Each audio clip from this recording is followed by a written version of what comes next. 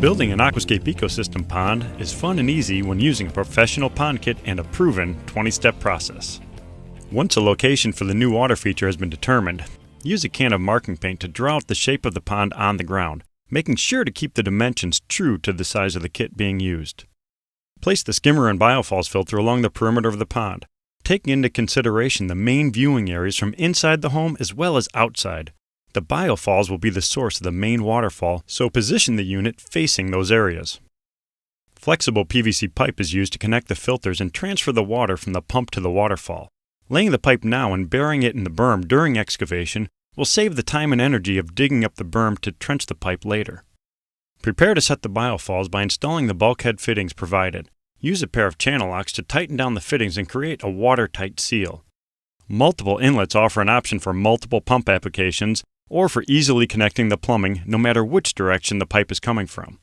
Using silicone around the threads of the fittings, cap off the unused side with a plug and install an MPT fitting to connect the flex pipe. Remove the BIOFALLS and prepare a flat and stable base for it to be set. The BIOFALLS filter can be raised up or dug down depending upon the application. Just make sure it's set to scale with the landscape. Compact the soil with a tamper to avoid future settling and reposition the filter so that it sets level side to side and leaning slightly forward. Once set, stand inside of the unit and backfill around the front and sides, leaving the back exposed to hook up the plumbing. Use the PVC glue included in the installation kit to connect the pipe. Apply the glue liberally to both clean components and then insert the pipe into the MPT fitting, holding it firmly in place for about 20 seconds to allow for curing. Proceed to backfill the area with loose soil and compact the dirt around the plumbing components to protect the connection.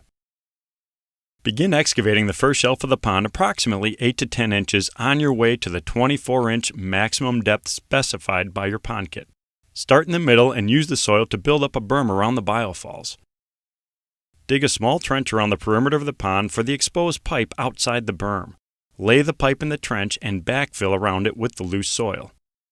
Before completely burying the pipe, now would be a great time to add an optional IonGen water clarification system. Simply measure and cut out a section of pipe to accommodate the device, preferably in a low traffic area around the pond. Use the PVC glue to attach the pipe to the IonGen fittings, then hold firmly for 20 seconds before backfilling the area with loose soil. Prepare to set the skimmer by marking around the filter and digging down approximately 20 inches. Continue excavation of the first shelf and skimmer hole while building up and leveling the berm around the BIOFALLS. Once the first shelf is dug, mark out and dig the second shelf another 8 to 10 inches. Use a laser level or transit to set the water level with the skimmer and be sure to check the shelves inside the pond for depth consistency. In preparation for setting the skimmer, use a pair of channel locks to install the bulkhead fittings in the discharge ports. Use silicone to create a watertight seal as you thread the MPT fittings into the bulkheads and tighten them down with channel locks. To avoid settling, use a hand tamper to create a solid flat base for the skimmer to be set.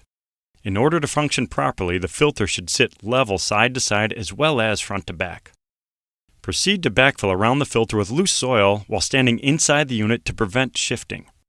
Recheck the level after backfilling and be sure that the depth of the first shelf in front of the skimmer is several inches lower than the bottom of the faceplate opening.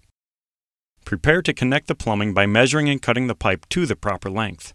Once again, use PVC glue to attach the pipe to the MPT fitting and hold for 20 seconds to allow for curing. Continue to backfill and compact loose soil around the pipe and skimmer. An optional overflow pipe can be installed out the other side of the skimmer or simply plugged if not required. Mark out the third and final shelf of the pond and dig down until you've reached the specified kit depth of 24 inches. Using a flat shovel to cut 90-degree shelves will make stacking boulders much easier and more stable than sloped walls. Once the basin is fully excavated and clear of any loose rock or debris, it's time to install the protective underlayment. Lay it in the basin and conform it to the shelves, starting at the bottom. Next, bring in the fish-safe EPDM rubber pond liner. Much like the underlayment, start at the bottom and pull down the liner to conform it to the pond shelves, doing your best to remove any large folds in the liner along the way.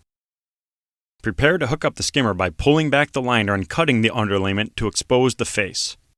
Fold the liner back over the skimmer face, leaving slack at the bottom, and use your finger to trace out the opening. Using the traced line as a guide, cut out the rectangular shape 1.5 inches inside the mark. Position the skimmer faceplate through the cutout and expose the backside to stretch the liner firmly around the component. Use a thick bead of silicone over the screw inserts before lining up the faceplate and attaching it to the skimmer. Install the 4 corner screws first and then the rest in any order you choose. Begin to rock in the pond by placing boulders along the vertical walls of the pond floor. Use a variety of sizes as you stack rocks in the pond, much like building a stone retaining wall. If a boulder doesn't fit right, flip it, turn it, and twist it, and if it still doesn't work, set it aside and try a different one that will lock in place. Be sure the tops of the stacked boulders sit a couple inches higher than the liner in order to retain the gravel on the shelves. Continue to work your way up from the bottom, making sure the stone walls are stable as you go. Consider the waterfall while rocking in the pond, and be sure to use large stones to frame out an entry point into the pond. Position a few underwater lights between the boulders and lock them in place with small boulders. Run the light cables behind the rocks and wrap excess wire around the fixture for ease of bulb replacement when the pond is full. Use a mixture of gravel to bury the light cables and any exposed liner along the shelves and pond floor. The gravel can also be used to fill any voids between the rocks and provide extra stability to the pond walls. Prepare to install the pump by assembling the check valve and threading it onto the pump discharge. Place the media rack first and then lower the pump down into the skimmer. Connect the pump to the plumbing by hand threading the collar piece onto the check valve. An adjustable overflow fitting is provided and should be threaded into the opposite discharge outlet. Position the filter pad around the check valve and lock the skimmer basket into place using the front tabs. Set the skimmer lid on top and prepare to wash down the stones. Use a garden hose to rinse the stones from top to bottom and a cleanout pump to remove the dirty water. Once the pond has been rinsed down a few times and the dirty water pumped out, pull the cleanout pump and begin to fill the pond. Begin waterfall construction by setting a spillway stone between the large framing rocks at the pond's edge. Fold the liner back and prepare the waterfall area by excavating the soil just below the top of the waterfall spillway stone. This will prohibit the gravel from washing down from the flow of the waterfall. Prepare to attach the biofall snout by lining up the filter opening and cutting the liner accordingly. Once again, use a thick bead of silicone over the screw inserts and install the snout by lining it back up and tightening down the screws. The top 2 screws should be lined up and installed first, and then the rest in any order you choose. Set the media rack at the bottom of the biofalls and follow it with the filter pads.